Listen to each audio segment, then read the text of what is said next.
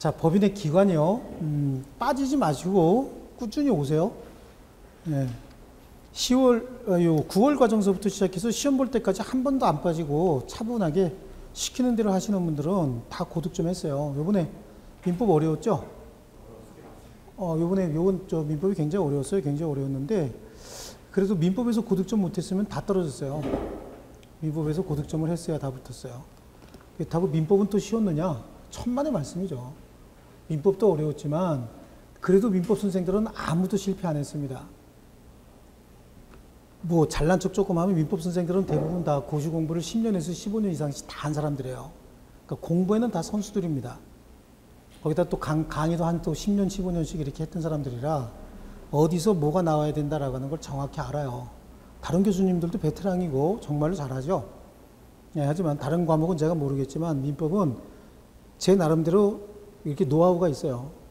시키는 대로 그 방법 그대로 이렇게 하시고 한 번도 빠지지 않고 잘 오시면 제가 단계적으로 이번 과정에 제가 이걸 가르쳐 드리고 요걸 알면 다음 과정이 굉장히 수월하게 간다 이거거든요. 암기하려는 거 암기하시고 나머지는 그냥 어려운 푸시 이해만 하시면 돼요. 너무 부담 갖지 마세요. 부담 안 가져도 관계없어요. 예. 부담은 회계하고 시설개론에 부담을 가지세요. 민법은 부담 많이 안 가지셔도 됩니다. 자, 그럼 이제 법인의 기관입니다. 법인을 움직이는 집단을 기관이라고 얘기하죠.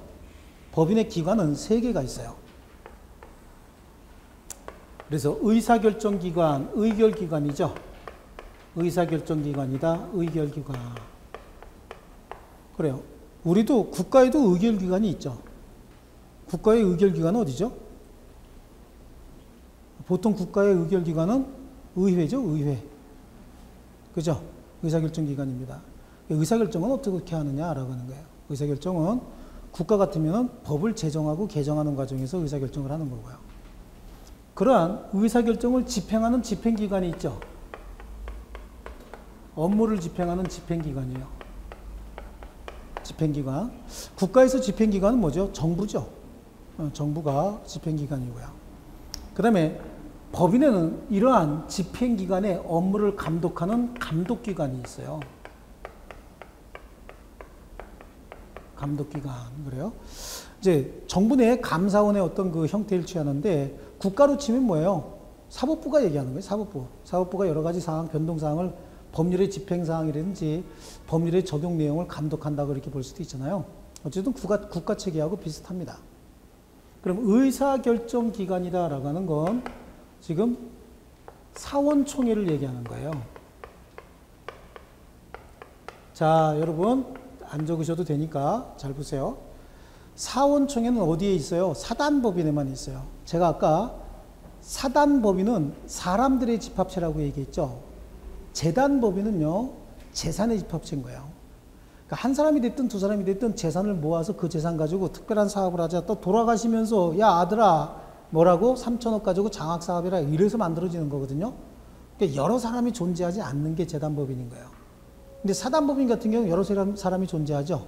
우리가 모였대요. 근데 그 중에서 제가 대표예요. 대표기관 이사예요. 내 마음대로 하면 여러분이 가만히 있을까요?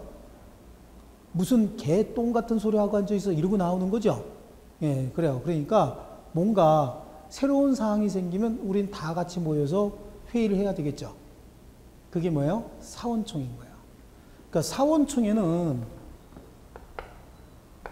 사단법인에만 있는 기관이에요. 사단법인에만 있는 기관이고 사단법인에 반드시 존재해야 되는 필수기관인 거예요. 원래 사단법인 만들면서 정관 작성한다고 말씀드렸잖아요. 정관에 여러 가지 내용을 다 적어 놓는데 사회에서 나타나는 현상을 정관에 다 적을 수는 없잖아요. 그죠? 전혀 예측하지 못한 일이 생기겠죠. 그런 일이 생기면 어떻게 돼요? 대표기관이 개인적으로 알아서 해서는 안 되잖아요. 그럼 어떻게 할까? 모아서 회의 과정을 통해서 결정을 해야 되겠죠. 이런 거 하는 게 사원총회인 거예요. 필수기관입니다. 그러면 상설기관일까요? 항상 운영되는 상설기관일까요? 그렇죠. 필요할 때 맨날 모여서 무슨 일인지 다 모여서 이게 아닌 거예요. 예측하지 못한 일이 생겼을 때 이 일을 결정하기 위해서 어떻게 해요? 소집해서 운영되는 기관인 거야. 그러니까 상설이 아니라 비상설기간이다라고 하는 거죠. 이게 뭐예요? 사원총회다.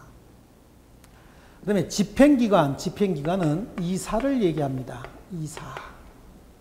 이사는 내부적으로, 대내적으로 법인의 사무를 집행합니다. 대내적으로 법인의 사무를 집행하고, 이사는 대외적으로 법인을 대표한다. 대외적으로 법인을 대표한다. 그런데 이사가 한 사람이면 문제가 아닌데 이사가 수인이래요. 이사가 여러 명이랍니다. 이사가 여러 명이면 5명의 이사가 있대요. 그럼 거기서 업무 집행은 어떻게 할까요? 각자 업무 집행하면 배가 하늘로 올라가겠죠? 그렇습니다. 그러니까 이사가 여러 명인 경우에 사무 집행은 5명이 모두 다 만장일치로 의견이 일치될 수도 있지만 의견이 일치되지 않으면 어떻게 해야 될까요?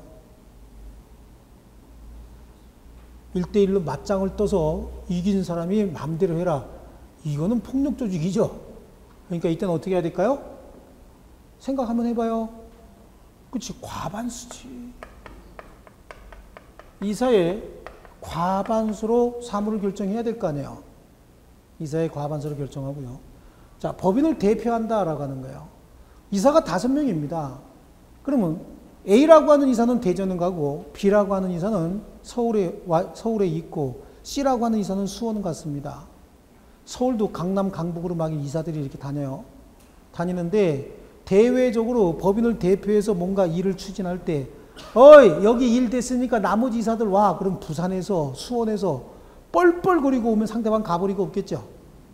그래요. 그래서 이사가 여러 명인 경우에 법인을 대표할 때는 각자 단독으로 법인을 대표합니다. 하지만 업무 집행은 내부적인 거잖아요. 내부적으로 어떻게 해요? 이사의 과반수로서 업무를 집행하는데, 그럼 이 이사는 사단법인에도 필요하고 재단법인에도 필요한 필수기관인 거예요. 반드시 있어야 되는 필수기관이고 항상 존재해야 되는 무슨 기관이에요? 상설기관이다. 자, 우리 배운 것도 없지만 배운 거 한번 해볼게요. 이사의 주소, 성명은 정관의 필요조기지 사항일까요? 등기사항일까요? 아, 등기사항. 오, 이게 벌써 머릿속에 들어가 있는 겁니다. 그러니까 아까 들어뒀으면 이게 머릿속에 팍팍 나오는 겁니다. 이게 아주 이상하게 되는 거예요. 잘 듣는 게 중요하다고 그랬어요. 그러면 이사의 선임, 해임, 퇴임, 이걸 이사의 임면이라고 하죠. 이거는 뭐에 관한 사항이죠? 정관에 필요적으로 기재되어야 하는 사항이다. 그래요. 사단법인과 재단법인에 모두 존재하는 필수기관으로서 상설기관이다. 그러니까 시험에는 뭐가 나와요? 이사가 나오는 거예요. 시험에는 이사가 나오는 겁니다. 물론 이제 이것도 나올 수는 있겠지만요. 감독기관을 뭐라고 얘기해요? 감사, 이렇게 얘기합니다. 감사. 이 감사는 사단법인에도 필요하고 재단법인에도 필요합니다. 그런데 우리 민법상 사단법인이나 재단법인은 영리를 목적으로 활동합니까? 비영리를 목적으로 활동합니까?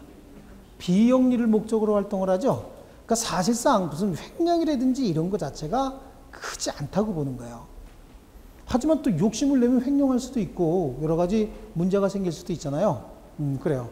그러다 보니까 감사를 두기는 두되 이 감사는 필수기관은 아니고 임의기관인 거예요. 사단법인이나 재단법인 다 필요하긴 한데 사단법인이나 재단법인은 그 목적이 비영리이기 때문에 영리 같으면 당연히 감사가 필수기관으로 존재하지만 비영리 기관에는 감사가 필수기관은 아닌 거예요. 횡령을 한다라고 하는 어떤 성악설에 근거하는 게 아니라 성선설에 근거해서 비영리 목적으로 여러 사람들이 모였다. 비영리 목적으로 재산을 모아놨다. 그렇게 착한 사람들이, 사마리아 같은 사람들이 설마 횡령을 할까? 이런 차원에서. 하지만 사람의 속은 모르는 거죠. 그래서 감사를 두기는 두되 반드시 둬야 되는 필수 기간이 아니고 무슨 기간이다? 임의 기간이다. 그러니까 사원총회 결의로 두든가 아니면 정관 규정에 의해서 둘 수 있는 것이지 반드시 둬야 되는 것은 아니다. 아시겠죠? 그리고 감사를 뒀으면 감사는 항상 뭘 하는 거죠? 항상 업무를 집행하는 기간이다. 상설기간이긴 합니다. 그러니까 시험에 나오면은 항상 뭐가 나와요? 이사가 나오는 거예요. 이사가 시험에 나오고, 요건 이제 별이 3개다. 그럼 요건 몇 개일까요? 별이 2개 정도고, 이건 잘 안 나와요. 요건 임의기간이기 때문에 잘 안 나와요. 이것도 뭐 이렇게 하나 정도? 이런 정도로 보시면 되고. 자, 그렇습니다. 이 기간은 이런 정도. 그럼 총회는 어떻게 소집할 것이냐. 이런 구체적인 절차 말고, 법인에는 어떤 조직이 어떤 조직이 필요하다? 법인을 움직이는 조직이 필요하다. 그 법인을 움직이는 조직 의사결정기관으로서 사원총회, 업무집행기관으로서 이사, 그 업무를 감독하는 기관으로서 뭐요? 감사가 있다. 그래서 거기 우리 법인의 기관에 업무집행기관으로서 이사, 상설 필수기관, 자 그런 거고요. 이사 임면은 정관의 필요적 기지사항이고 주소 성명은 등기사항이다. 자, 여기서 이사가 대내적으로 업무를 집행을 할 때는 이사의 과반수로서 결정한다고 얘기했죠. 여러분, 이사회라고 하는 조직을 들어보신 적 있나요? 네, 이사회. 이사회는 상법상의 법인인 영리법인에는 필수기관인데, 우리 민법에는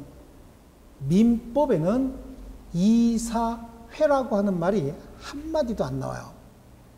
그럼 이사회는 정관으로 둘 수 있어요. 이사회는 정관에 의해서 설치할 수는 있어요. 하지만 민법상 이사회는 해놓고 이사들이 소주 먹는 클럽이요, 낮술 먹는 클럽이다. 아무것도 아닌 거야. 이사회는요. 아시겠어요? 이사회에 관해서 시험이 2번이 나왔어요. 여러분 시험에요. 이사회가 뭐 하는 거예요? 아무것도 아닌 거예요. 뭐 한다 그래서 해놓고 이사들이 낮술 먹는 클럽이요. 이사회야. 이사가 해놓고 낮술 먹는 클럽이다. 아시겠죠? 네, 민법상에는 아무런 규정이 없어요. 그럼 정관에 의해서 이사회의 결의를 거쳐라라고 하는 건 민법 규정에 의한 거예요? 정관 규정에 의한 거예요? 정관 규정에 의한 거예요. 그러니까 민법상 이사회는 아무것도 아니다. 아무런 법적 효력을 갖는 기관도 아니다. 아시겠죠? 이사회. 그 다음에 나머지 대표기관들이 있어요. 나머지 대표기관들이 있는데, 나머지 대표기관들은, 자, 이사도 대표기관이지만 대표기관들 한꺼번에 우리 암기 한번 해볼게요. 이 대표기관은 뭔가 좀 특별한 임무를 수행하는 사람 같죠? 여기 보세요. 제가 설명하는 내용을 들으셔야 암기가 돼요. 나중에 후회한다고. 이 사람은 뭔가 애들 말로 용가리 통뼈 같잖아요. 사단법인도 재단법인도 필수기관이고 상설기관이래요. 그러니까 뭔가 특별한 임무를 수행하는 사람 같지 않은가요? 여기서는 가장 특별하죠. 그래서 대표기관의 종류는 5개가 있어요. 어떤 자들이냐면 특별한 임무를 수행하는 특임청이 직접 대표기관이 된다. 한번 해보세요. 누가요? 특임청이 직접 대표기관이 된다. 다시 한번 누구요? 특임청이 그래요. 이거는 특별대리인이야.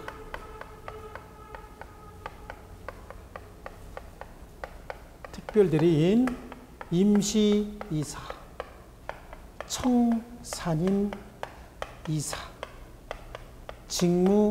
직무대행자 이렇게 얘기합니다. 직무대행자요.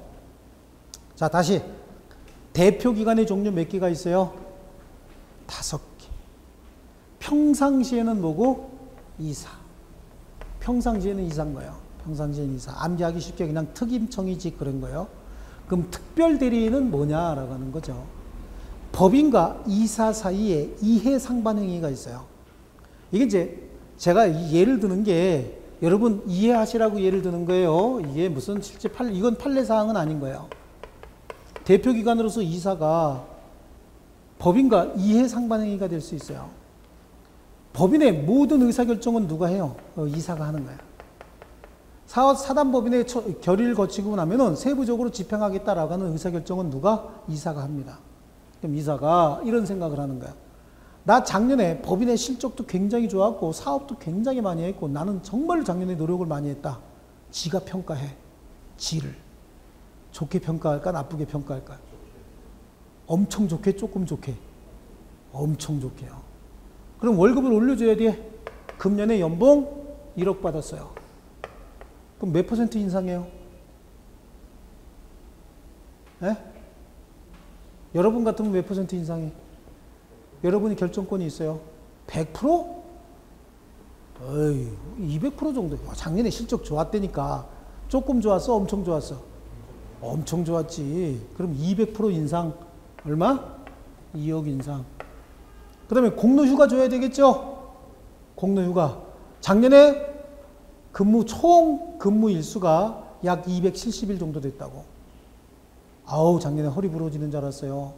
근데 실적 엄청 좋았죠? 그럼 금년에 공로휴가 줘야 되겠죠? 그래서 금년에는 총 근로일수를 며칠로 해야 되겠어요? 작년에 280일 근무했으면 금년에 며칠? 60일만 근무하면 되지. 60일 근로. 지가 지를 이렇게 평가할 수도 있는 거예요.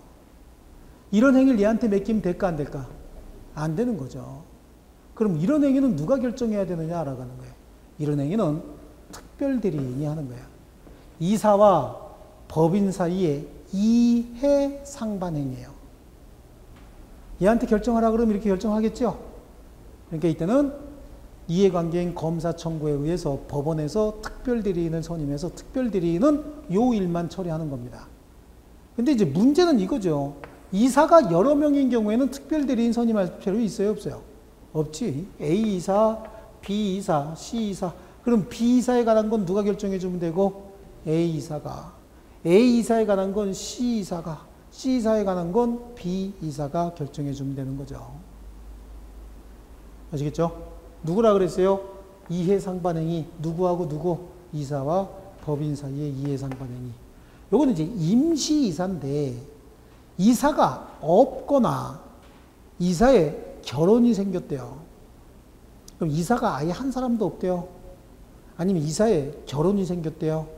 그래서 법인에게 손해가 생길 염려가 있으면 이것도 이해관계인 검사 청구에 의해서 법원에서 선임해 주는 자가 임시이사인 거예요.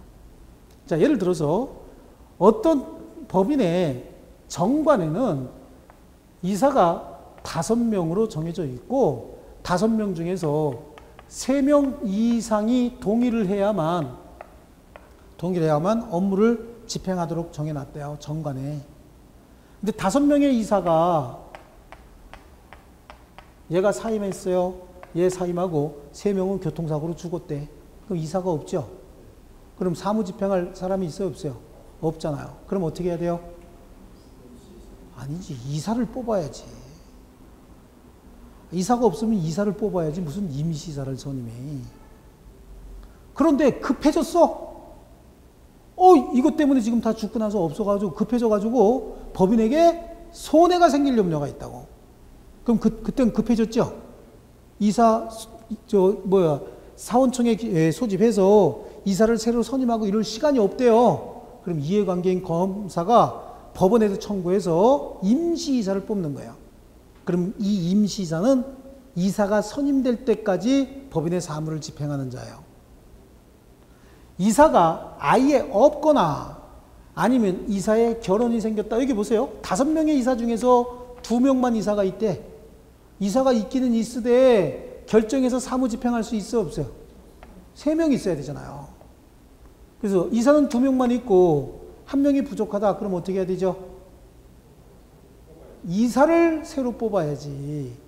그런데 급한 일이 생겼어요. 빨리 결정하지 않으면 법인에게 손해가 생길 염려가 있다. 그럼 그때 임시이사를 선임한다. 아시겠죠? 이것도 시험 문제입니다. 이사가 없거나 이사에 결혼이 생기면 누구를 선임한다고요? 이사를 선임하는데, 만약에 이사가 없거나 결혼으로 인해서 법인에게 손해가 생길 염려가 생겼다. 그럼 급해졌다 그런 얘기죠. 그때는 임시이사를 선임하는 거예요. 이해하셨나요? 구분했어요? 이사가 없거나 이사에 결혼이 생기면 어떻게 해야 돼요? 이사를 빨리 뽑아야 됩니다. 그런데 이사가 없거나 이사의 결혼으로 인해서 손해가 생길 염려가 있으면 어떻게 한다고요? 임시이사를 선임하는 거예요. 청산인은 해산한 법인. 해산한 법인은 청산 업무만 하라고 돼 있죠? 해산한 법인의 이사가 청산인인 거고요. 또 직무대행자는 이사가 있기는 있는데 이 이사의 선임 절차에 흠결이 있대요.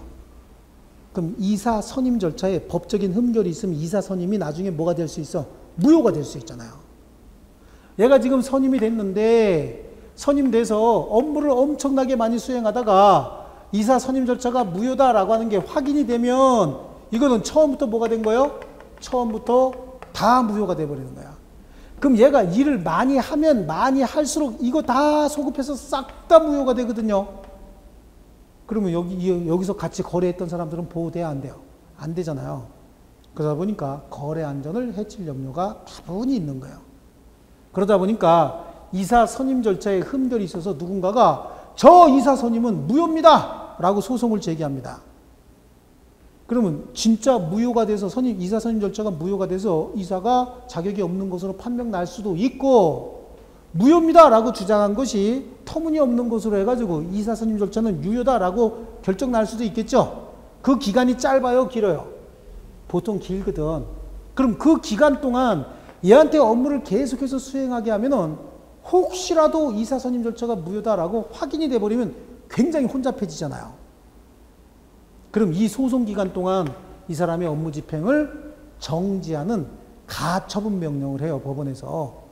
이사의 업무 집행 정지 가처분 명령을 하면서 그 대신 그럼 이사가 업무 집행을 할 수 없는 일이 생겼잖아요. 그렇죠? 그때 가처분 명령에 의해서 선임되는 자가 누구다? 직무대행자다. 아시겠죠? 자, 이게 대표기관이다라고 했어요. 이런 것들은 그냥 암기해주면 본 수업할 때 가볍게 나가는 거거든요. 누구라 그랬어요? 어떤 자들이 대표기관이 된다고요?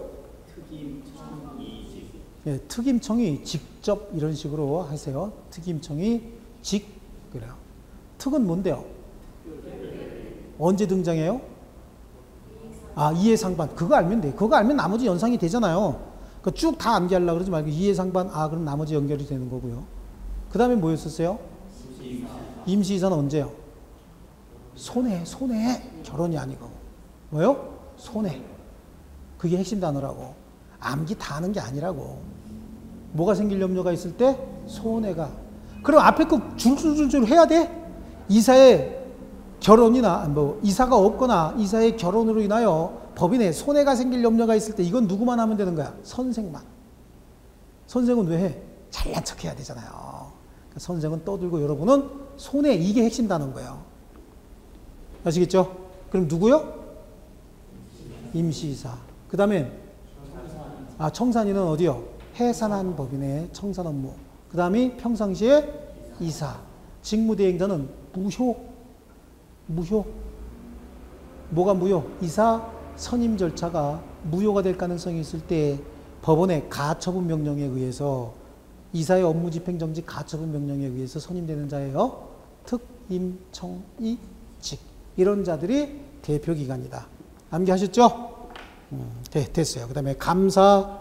그 다음에 감사는 임의기관이다. 그런 정도 그렇게 보시고요. 그 다음에 사원총회 그래요. 사원총회는 사단법인의 사원 전원으로 구성되는 의결기관으로서 최고 의사결정기관이고 필수기관이다. 그런데 옆에다 하나 써놓을게요. 상설, 비상설. 비상설기관이다. 나머지 구체적인 숫자는 나중에 암기할 거니까 지금 할 필요 없어요. 넘기세요. 자, 그 다음에 법인의 정관 변경이 뭐냐. 법인의 정관을 왜 변경해야 되느냐, 이런 문제가 생기는데요. 자, 우리 법인을 설립했죠. 처음에 공부했던 거 한번 떠올려 보세요. 법인은 왜 설립한다 그랬죠? 법인. 사람들의 생명이 길어요, 짧아요? 짧은 거예요. 100년이면 짧은 거죠. 그런데 장학사학과 같은 비영리 목적의 사회복지사업 이런 사업들은 짧게 합니까? 길게 합니까? 길게 해야 되겠죠. 이렇게 장기적 사업의 영속성을 유지하기 위해서 법인을 설립한다 그랬잖아요. 그럼 처음에 법인을 설립하면서 어떤 사업을 하겠다라고 목적이 정관에 정해지죠. 정관의 이자, 명, 목적이 정해지잖아요. 그래서 그 목적 사업을 길게 계속 하다가 보니까 70년 전에 정해놓은 목적이 지금에 와서는 타당치 않게 되는 경우도 있겠죠. 그렇잖아요. 70년 전에. 70년 전하고 지금하고 이 사회가 어때요? 많은 변화가 있었죠. 지금 우리 어머니들, 여기 여성분들, 지금 출가 외인이라는 얘기 들어보셨나요? 출가 외인. 딸들은 출가하게 되면은 우리 집안 사람이 아니다 그런 거 있었죠. 요즘에 출가 외인 얘기하면 입 찢어져요, 여기까지. 그런 게 어디 있어, 요즘에. 잘 키운 딸 하나, 10 아들 안 부럽다. 이거 옛날 얘기죠, 이것도 또요. 딸이 있으면 비행기 타고 외국 여행 가죠.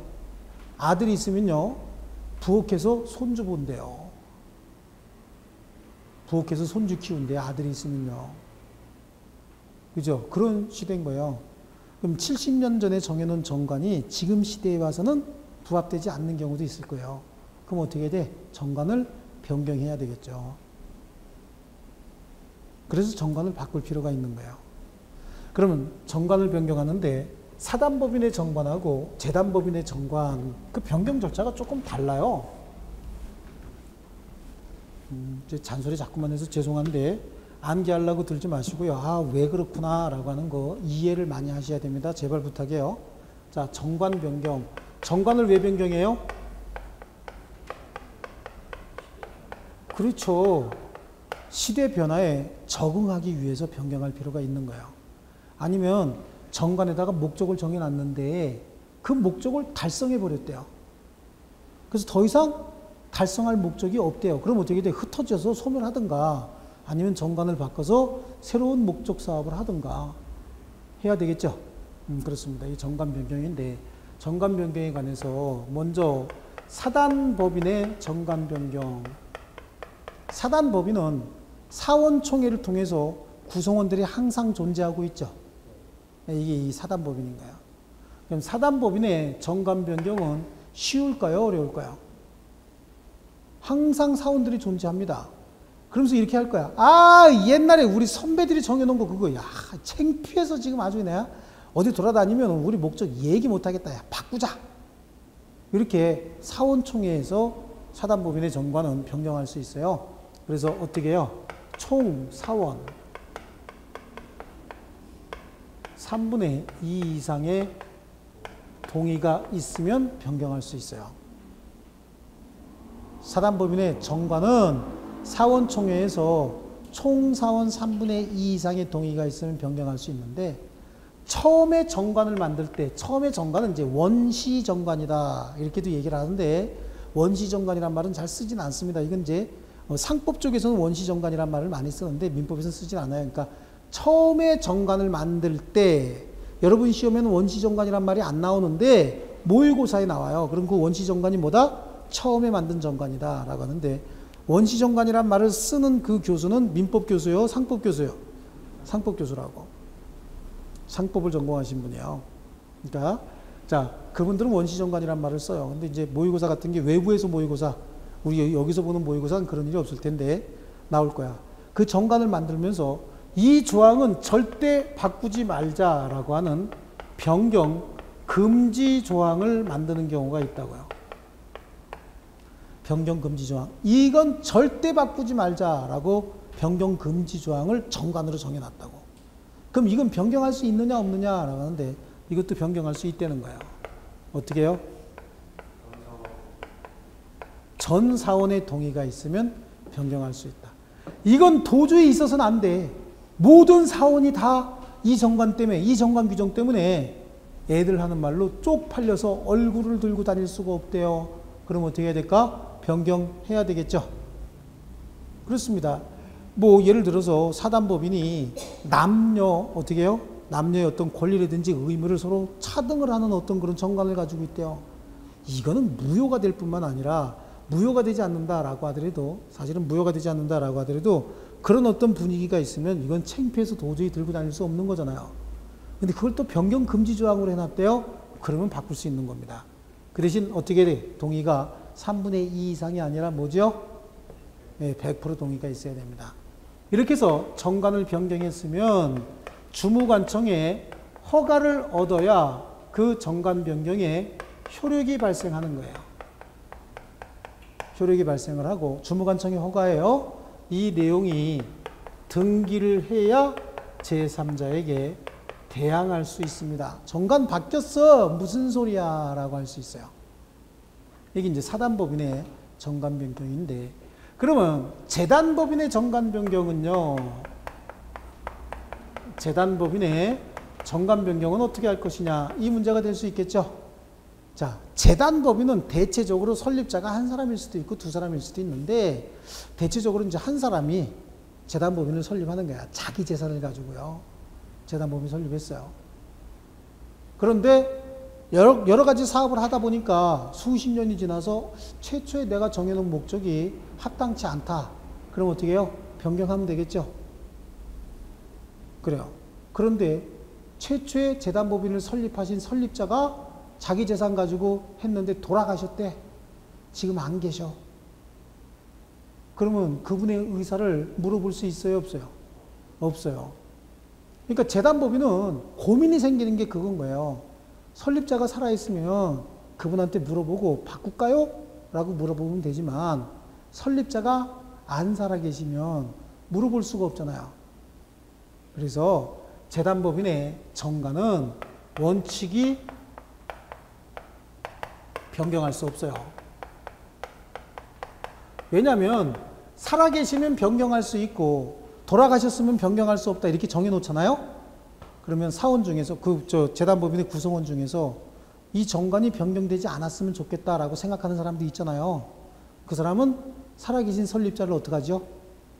샥샥 긴 칼 비껴차고 담장을 넘어가겠죠.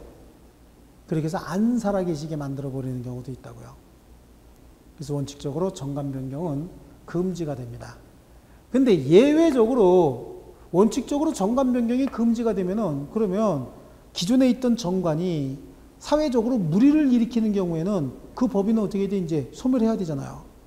그러니까 너무 비탄력적으로 이렇게 정해놓으면 이 법인은 사회 변화에 대응성이 떨어지거든. 그러니까 예외를 두고 있는 거예요.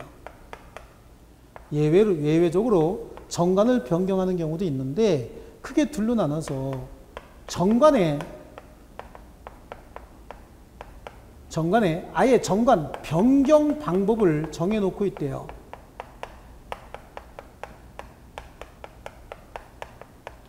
정관의 변경 방법을 규정해 놓고 있답니다.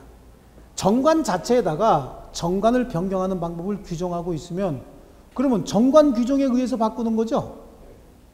그렇죠? 아예 재단법인 정관을 만들면서 처음부터 이러이러한 사안이 있으면 이런 절차를 거쳐서 정관을 변경할 수 있다라고 정해놨대. 그럼 정관의 내용을 실행하는 거잖아요, 이거는요.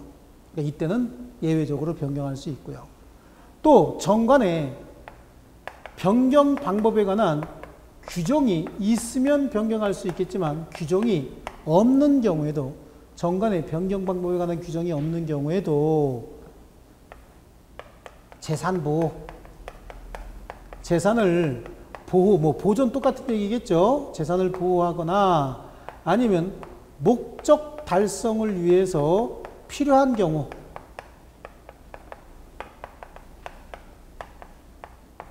필요시 변경할 수 있습니다. 아니면 정관으로 정한 목적의 달성이 불가능해졌대요. 목적 달성이 불가능해졌다. 이 경우에는 또 변경할 수 있는데, 자, 이때는 재산보호 목적 달성을 위해서 필요한 경우에는 명칭,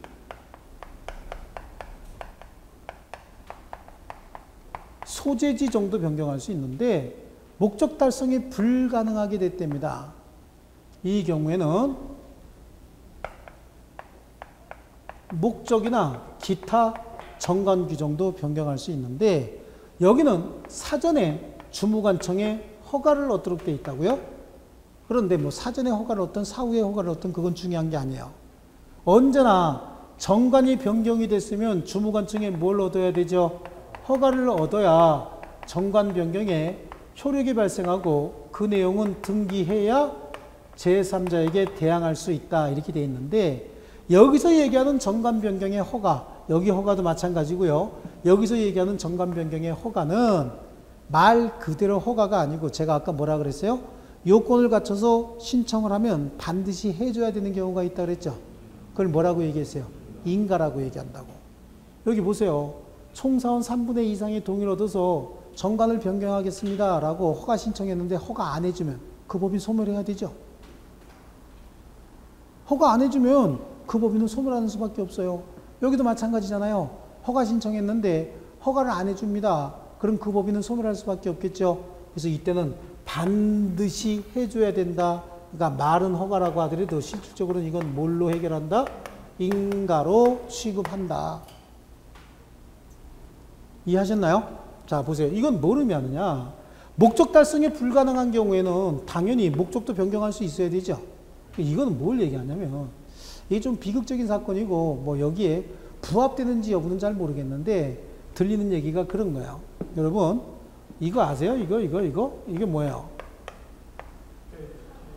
칼인가요? 식칼? 앞에다가 뭐 해야 돼? 시크 이거예요? 아니죠. 그 칼이 뭐죠? 예? 대한항공인가요? 칼이 대한항공이에요? 지금도 칼이 대한항공인가요? 대한항공 영어로 어떻게 쓰죠, 지금?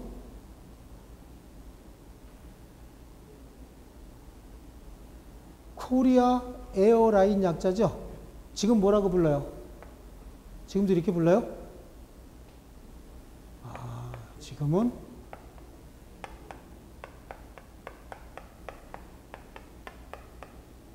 이렇게 써요. 마크나 나머지는 다 똑같은데 명칭이 이렇게 바뀌었죠. 이게 언제 바뀐 것 같아요? 대한항공이 괌에서 추락한 사건이 한 번 있었죠. 한 20년쯤 전에. 그죠? 그때부터 이렇게 바뀐 거예요. 지금 칼이라고 안 그래요. 지금 뭐라 그래요? 코리안 에어. 뭘 바꾼 거예요? 명칭을 바꾼 거예요. 그 사고 이후에. 이 교통사고든 비행기 사고든 항공기 사고든 사고가 나고 나면 국제적인 보험료가 엄청나게 뛰어버려요. 큰 사고가 나면. 그럼 그 보험료 감당이 안 된다 그래요. 최초의 보험을 가입할 때는 300% 보험료율의 300%다라고 하면은 인사사고가 대형 사고가 나면은 보험료율이 1400%로 올라간대요. 그러면 이걸 계속 유지하면서 1400% 내는 게 나아? 아니면 이걸로 해서 300%로 시작하는 게 나아요? 그래요. 그러다 보니까 이렇게 하는 거야. 이게 뭐예요? 재산보호 또는 목적 달성을 위해서 필요한 경우에 모두 바꿀 수 있다? 명칭이나 소재지 정도도 바꿀 수 있다. 그러니까 이게 이제 반드시 그거다라고 하는 건 아니고 예를 들면 이렇게 할 수도 있다라고 하는 겁니다. 괜히 또 나중에 나한테 와서 소송할라 누가. 아시겠죠? 네, 이게 정관 변경이다. 좋습니다. 그래서 법인의 정관 변경. 그래. 법인의 정관은 법인이 사회 변화에 대응해서 탄력성을 갖도록 하기 위해서 법인의 구조를 변화시키는 것을 말한다. 사단법인의 정관 변경은 총사원 3분의 2 이상의 동의와 주무관청의 허가가 필요하고 정관으로 정한 변경 금지 조항도 변경할 수 있다죠.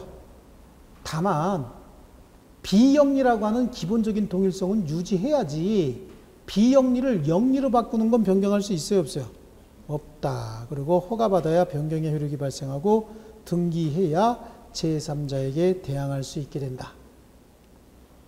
자, 그 다음에 재단법인의 정관 변경 그래요. 재단법인의 정관은 원칙적으로 불가죠. 근데 정관의 변경 방법을 정하고 있는 경우 또 정관 변경 방법을 정하지 아니한 경우에도 재산 보호나 목적 달성을 위해서 필요하거나 목적 달성이 불가능한 경우에는 변경할 수 있어요. 그런데 이 경우에도 주무관청의 허가와 등기, 자, 그래서 효력 발생 요건과 대항 요건이 필요한데 허가는 단순한 허가가 아니고 뭐라 그랬어요? 인가다. 이해하셨죠? 자, 이렇게 하고요. 그 다음에 나오는 게 법인의 소멸이죠. 그럼 지금까지 우리 거기 잠깐만 법인의 성립 절차.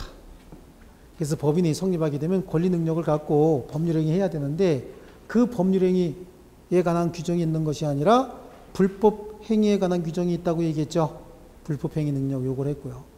법인의 뭘 봤어요? 기관을 봤어요. 법인의 기관은 법인을 움직이는 자들, 법인을 운영하는 자들 이거 봤죠. 그 다음에 법인의 뭘 봤죠? 정관 변경. 오랜 시간이 지나면서 법인도 바꿔야 될 필요성이 있을 때 변경 그래요. 그러다가 더 이상 법인이 존재하지 못할 사유가 생겼대요. 수명이 다 됐다 그런 얘기죠. 그럼 법인이 어떻게 해야 돼요? 소멸해야 되는 거죠. 법인의 사망 이런 얘기 해야 하네요. 법인의 사망이라고 안 그러죠? 법인의 소멸이다 이렇게 얘기를 해요. 그럼 법인이 소멸할 때는 법인을 성립시킬 때는 모아서 성립시켰어요. 그럼 소멸시킬 때는요, 흩어버리면 되죠. 그게 뭐야? 해산인 거예요. 그럼 어떤 경우가 있으면 법인이 해산하느냐 그래요. 해산 사유 봐야 되고요. 그럼 해산 절차는 어떻게 해야 되느냐 이걸 봐야 되는데 법인의 해산 절차는요, 사람도 아닌 것한테 사람처럼 취급해서 재산도 소유하게 하고 권리 능력도 갖게 했어요. 그럼 없어질 때는 어떻게 해야 돼? 없어질 때는 그 사람처럼 취급받는 과정에서 생긴 채무를 다 변제하고 없어져야 되는 거예요. 그래서 청산 절차를 반드시 거쳐야 되고 이는 강행 규정입니다. 당사자 합의로 달리 정할 수 없다 이렇습니다. 아시겠죠? 자, 조금 쉬었다가 법인의 소멸 절차 보겠습니다.